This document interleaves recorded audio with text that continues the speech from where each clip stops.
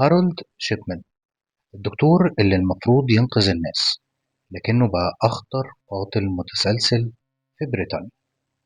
لما حد يروح للدكتور بيبقى رايح وهو مطمن، فاكر إنه في أمان، وإن الشخص اللي قدامه هيعمل أي حاجة علشان ينقذ حياته.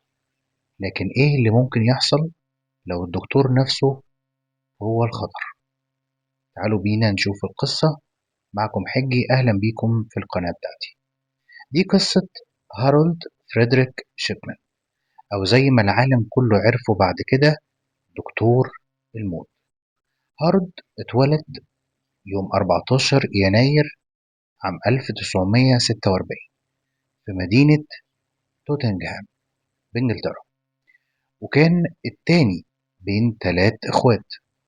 أسرته كانت بسيطة من الطبقة العاملة، ووالده كان سواق شحن. أما والدته فكانت ست بيت متدينة جدا. من وهو صغير كان متعلق بوالدته بشكل غير طبيعي، كانت بالنسبة له أهم شخص في حياته. لكن وهو عنده 17 سنة والدته أصيبت بسرطان الرئة، وبدأت حالتها الصحية تسوء يوم بعد يوم. في الفترة الأخيرة من مرضها كان الدكتور بيزورها في البيت باستمرار، وبيديها حقن مورفين علشان يخفف عنها الألم. هارولد كان بيشوف بعينه ازاي الحقنة دي بتخلي والدته تهدى والألم يختفي تماما، لحد ما توفيت سنة 1963. اللحظة دي كانت نقطة تحول كبيرة في حياته، لأن كتير من المحققين بعد سنين اعتقدوا إن المشهد ده فضل محفور في دماغه، وكان السبب اللي غير طريقة تفكيره تجاه الموت. بعد وفاة والدته كمل تعليمه بشكل طبيعي، ودخل كلية طب في جامعة ليدز، وتخرج سنة 1970. بعدها بدأ يشتغل كطبيب عام. في سنة 1966 اتجوز من بريمورز، وخلفوا 4 أطفال، وكان بالنسبة لأي حد يعرفه زوج محترم وأب طبيعي ودكتور ناجح. لكن الحقيقة كانت مختلفة تماما.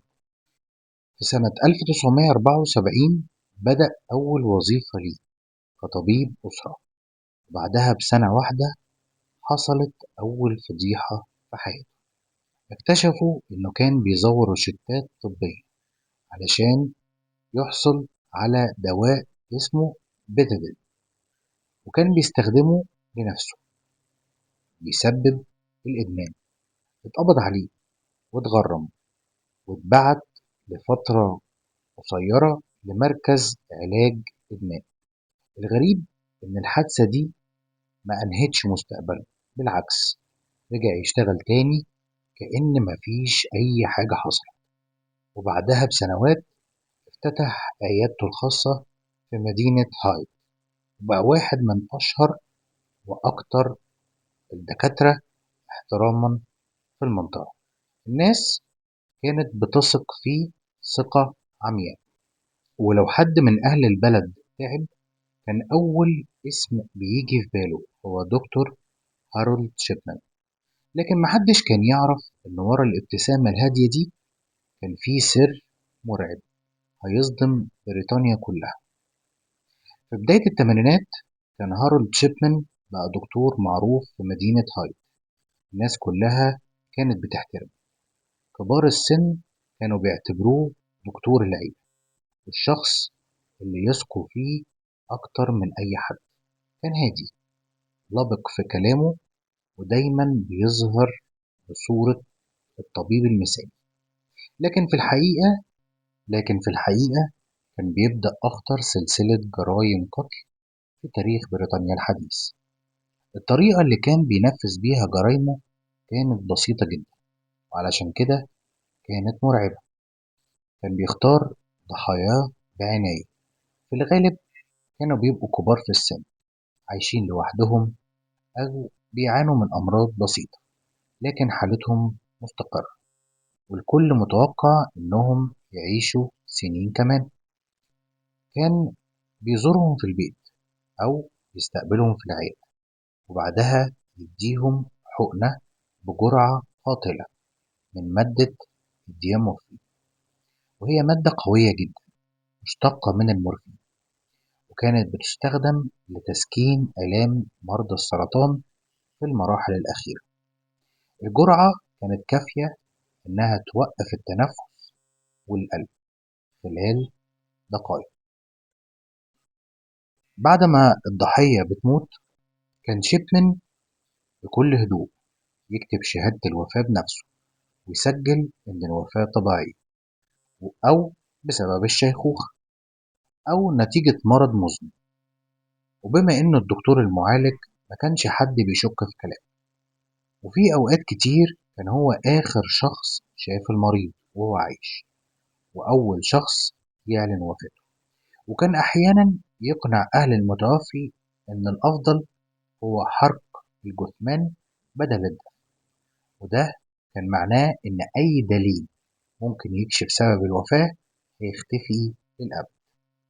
الغريب إن عدد الوفيات بين مرضاه كان أعلى بكتير من أي دكتور تاني في نفس المنطقة، لكن محدش ربط بين الحالات دي.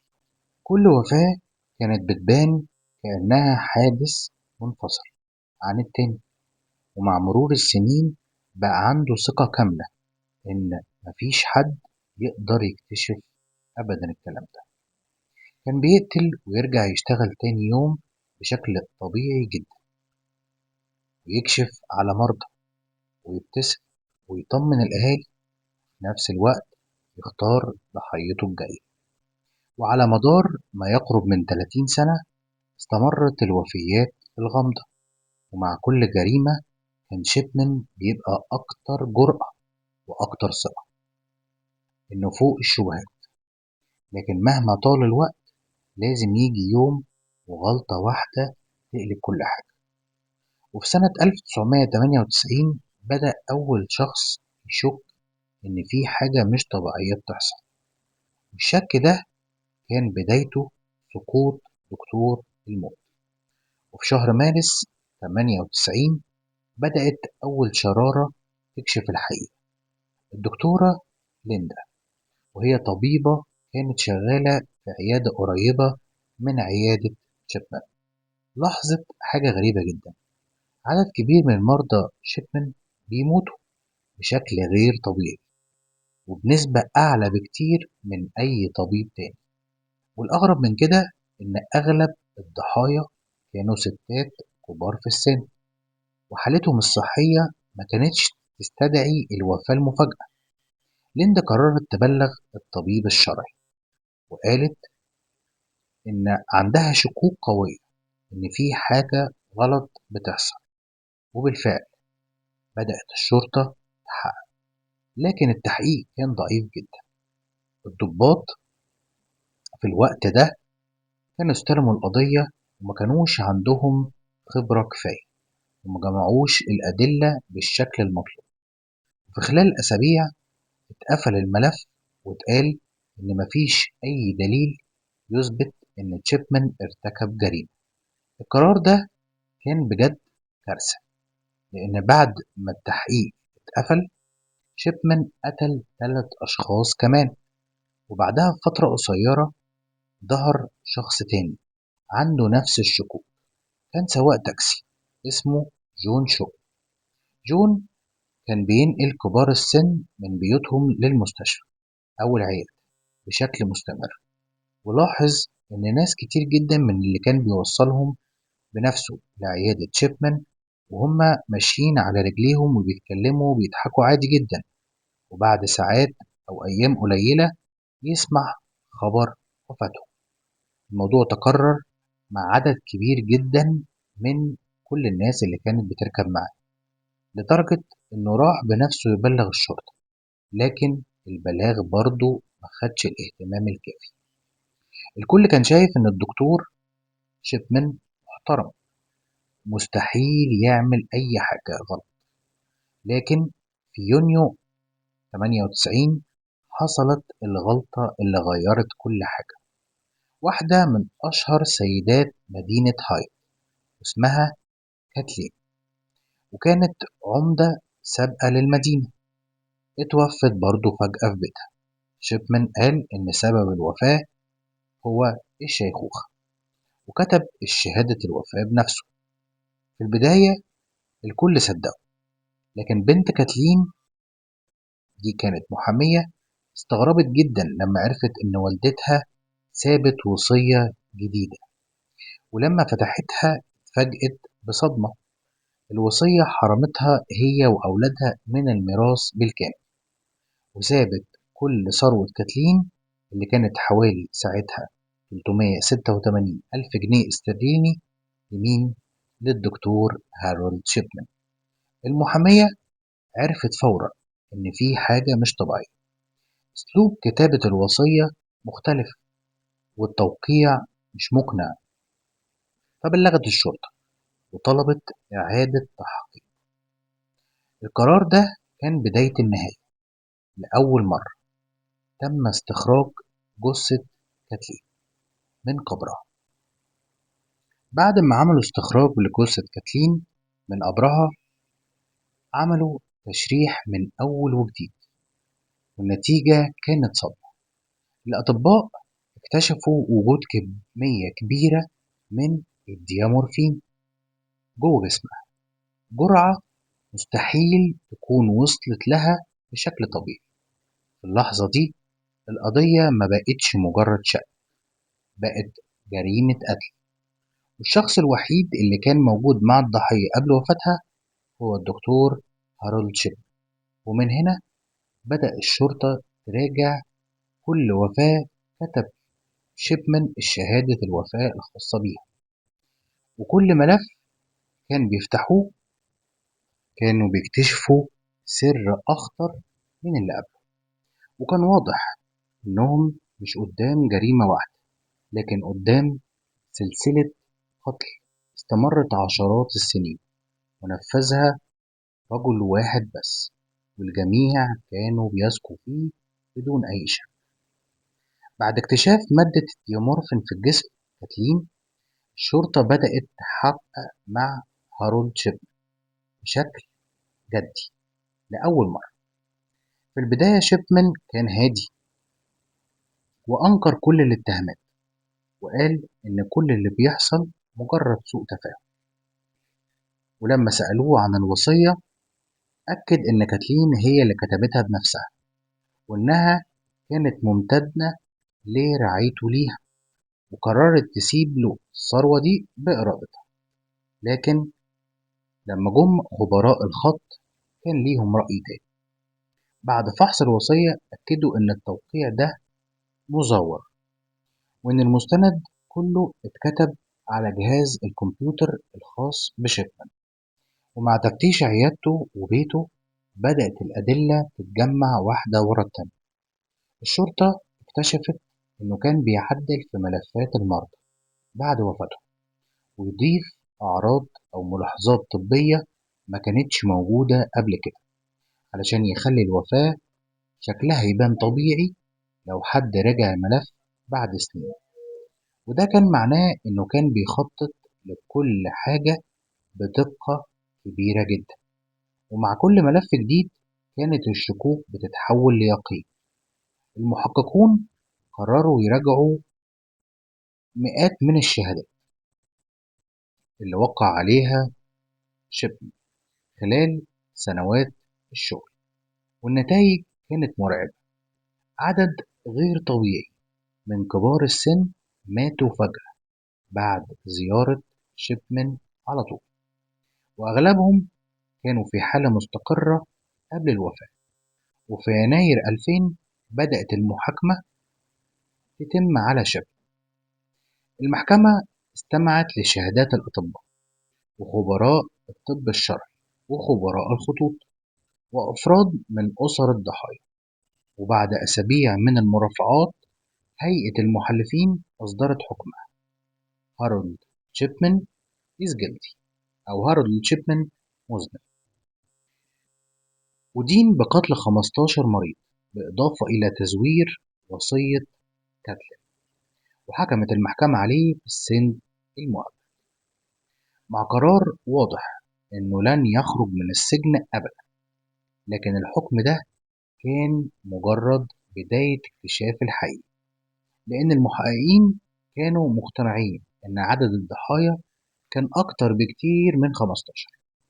وبدأ أكبر تحقيق طبي في تاريخ بريطانيا.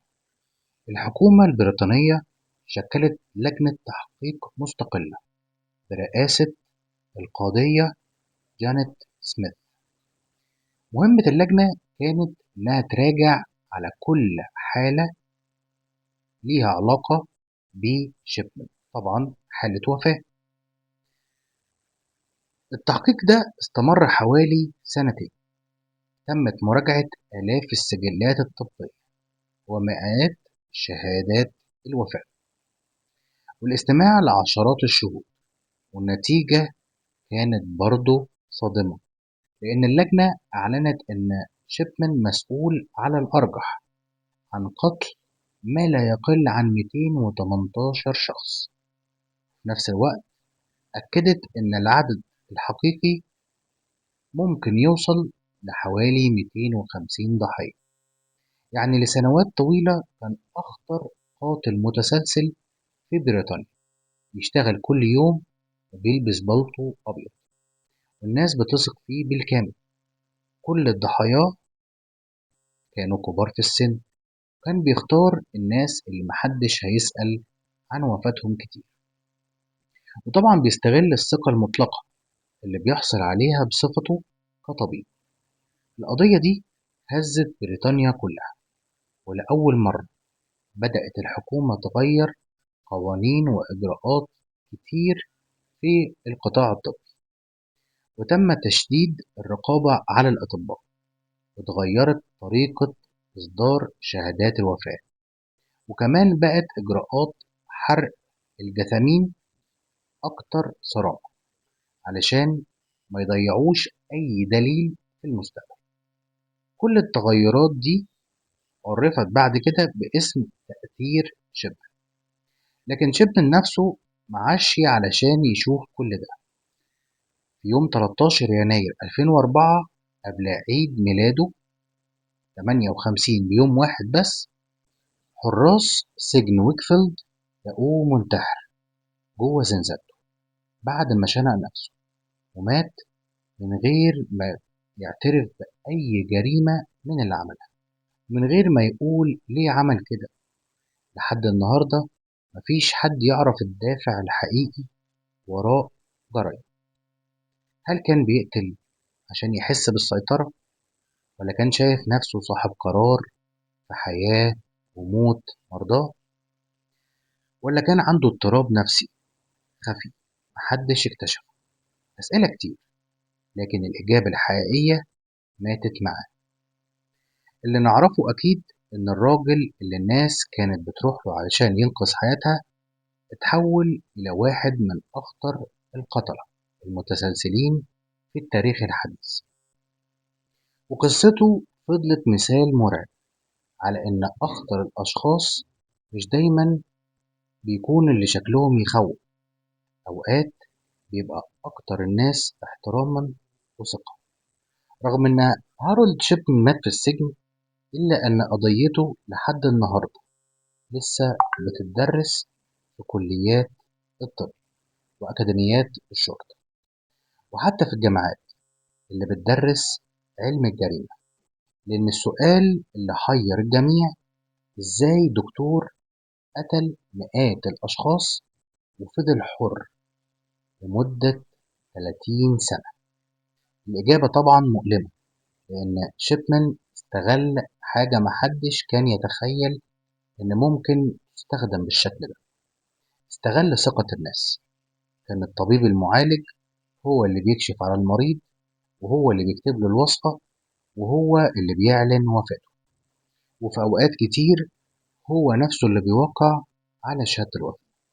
يعني الشخص الوحيد اللي المفروض يكتشف الجريمة كان هو اللي بيرتكبها. لكن بعد انتهاء التحقيقات الخبراء اكتشفوا إن كان في إشارات تحذير ظهرت قبل القبض عليه بسنتين. معدل الوفيات بين مرضاه كان أعلى بكتير من أي دكتور تاني في نفس المنطقة، وأغلب الوفيات كانت بتحصل داخل بيوت المرضى بعد وقت قصير من زيارته. ولو كانت البيانات الطبية وقتها بتتحلل باستخدام أنظمة إحصائية حديثة، كان ممكن يتم اكتشاف النمط الغريب ده من بدري جدا. ده اللي خلى كتير من الباحثين بعد كده يطالبوا باستخدام الذكاء الاصطناعي وتحليل البيانات لمراقبة معدلات الوفيات غير الطبيعية بين الأطباء والمستشفيات. قضية شيبمان كمان غيرت نظرة الناس للأطباء. بعد ما كانت الثقة في الطبيب شبه مطلقة، بقى فيه رقابة أكبر ومراجعة أدق وإجراءات أكتر صارمة قبل اعتماد أسباب الوفاة. ورغم طبعا مرور السنوات الطويلة دي على القضية، ما زالت أسماء الضحايا تذكر في بريطانيا، واتعملت حديقة تذكارية تخليدا لذكراه. أما اسم هارولد شيبمان فبقى مرتبط بلقب واحد هيفضل يلاحقه للأبد: دكتور الموت. يمكن هو مات، لكن أثر جرايمه فضل موجود في كل مستشفى وكل شهادة وفاة، وكل قانون اتغير علشان يمنع تكرار الكارثة دي مرة تانية. وفي النهاية القصة دي مش مجرد حكاية عن قاتل متسلسل، دي قصة عن الثقة لما تتحول لسلاح، وعن شخص أقسم إنه يحافظ على حياة الناس، لكنه استخدم علمه ومهنته علشان ينهي حياته. وده يمكن يكون السبب اللي خلى هارولد شيبمان يفضل لحد النهاردة واحد من أكثر القتلة المتسلسلين رعبا في التاريخ الحديث.